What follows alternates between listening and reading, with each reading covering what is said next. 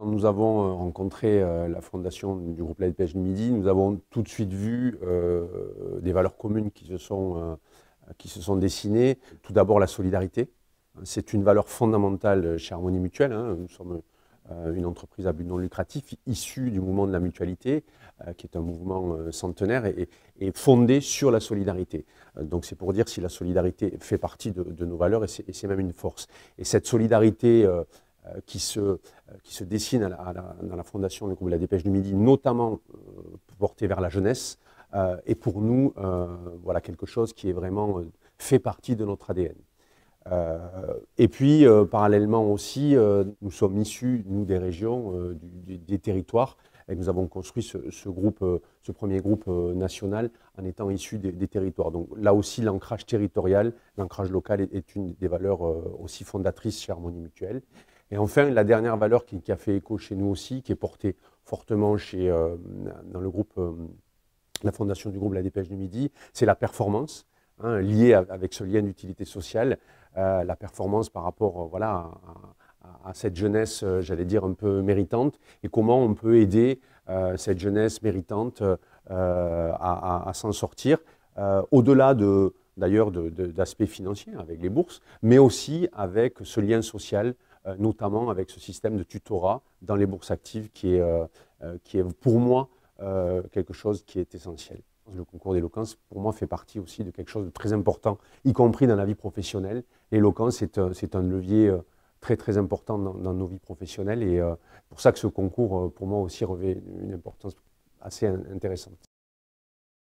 Le concours d'éloquence, c'est la volonté de s'adresser à des jeunes au stade du lycée, qui est un âge propice, où on se pose un certain nombre de questions, où on accède à un certain nombre de formations plus humanistes, des formations qui impliquent aussi la vision politique de la société, et de dire à ces jeunes, voilà, on vous lance un défi, c'est d'être les meilleurs possibles dans un exercice qui consiste à prendre la parole et porter une conviction qui sera la vôtre, qui sera construite à l'intérieur de votre classe, avec l'aide de vos professeurs, qui les cornaquent, qui les accompagnent dans cette démarche-là.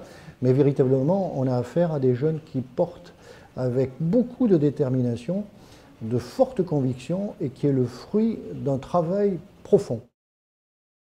Le groupe Pierre Fabre accompagne la fondation de La Dépêche depuis 2008, depuis sa création.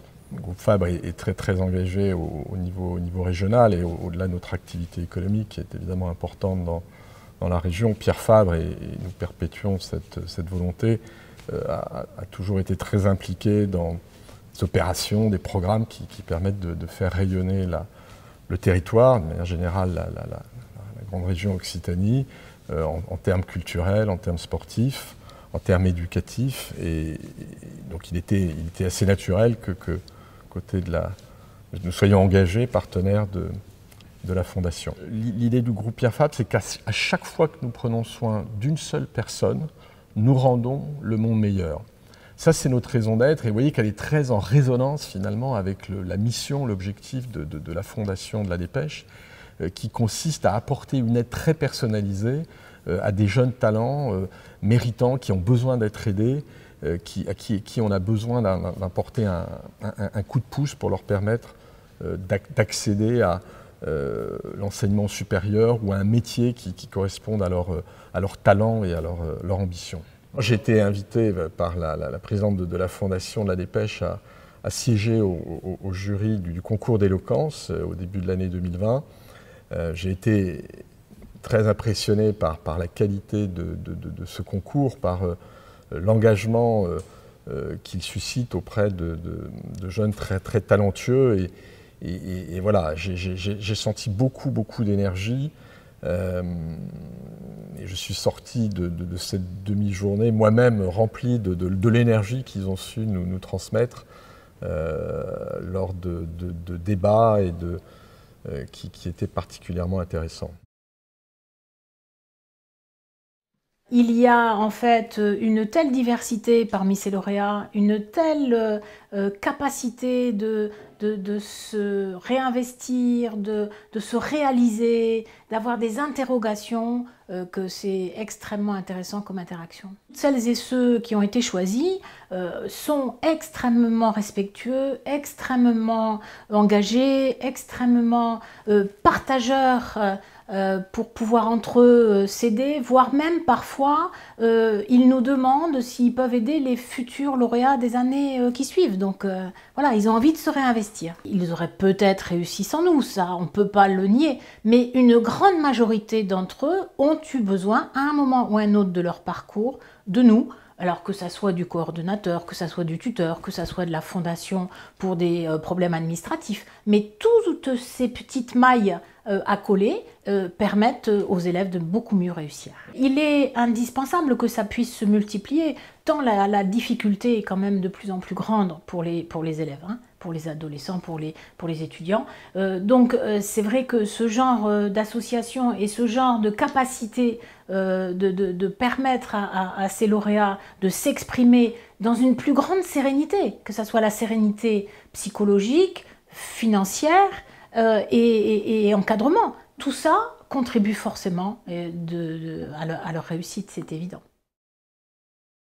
Je suis en master actuellement à l'INSA Toulouse en ingénierie civile et en double diplôme aussi à l'ENSA Toulouse en architecture et je voudrais être spécialiste du patrimoine. La fondation, ça m'a vraiment donné une grosse impulsion et donné la possibilité de faire ce que j'avais vraiment envie de faire. Ça m'a apporté beaucoup de choses. Alors tout d'abord, bien sûr, l'aspect financier, parce que je viens d'un milieu modeste où je n'ai pas beaucoup de revenus. Et forcément, les études, ça implique un appartement, du matériel, informatique ou non. Et donc l'aspect financier, il n'est pas du tout négligeable, mais au-delà de ça, c'est surtout l'aspect humain, parce que j'ai eu un tuteur qui m'a été attribué. Donc à chaque fois que j'ai un problème ou que j'ai besoin de conseils, d'être rassurée ou de faire le relais avec la fondation, mon tuteur est là. Et c'est vrai que quand on débarque un peu dans le monde des études supérieures, on se sent un peu seul, on est tout jeune, on n'a pas forcément de repères. Et le fait d'avoir un tuteur, c'est vraiment le point fort de la fondation.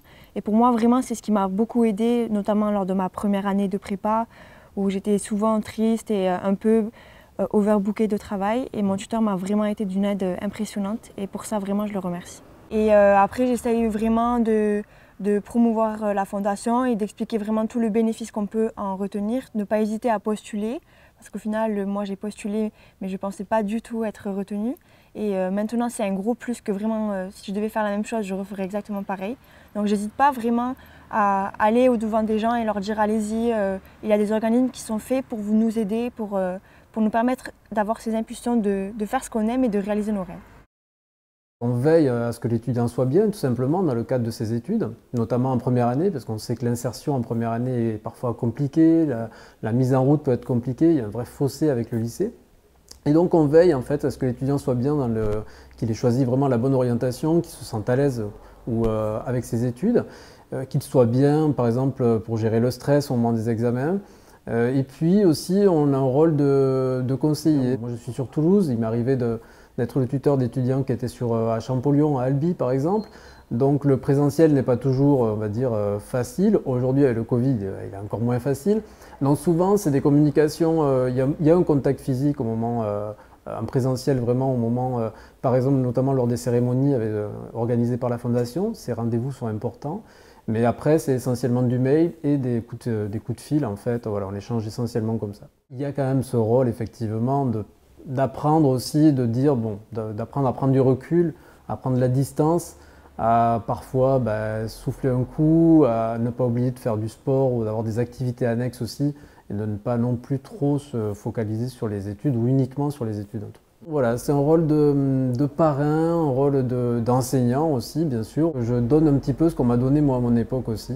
Et il y a aussi cette dimension-là dans les échanges qu'on peut avoir avec les étudiants dont je suis le tuteur.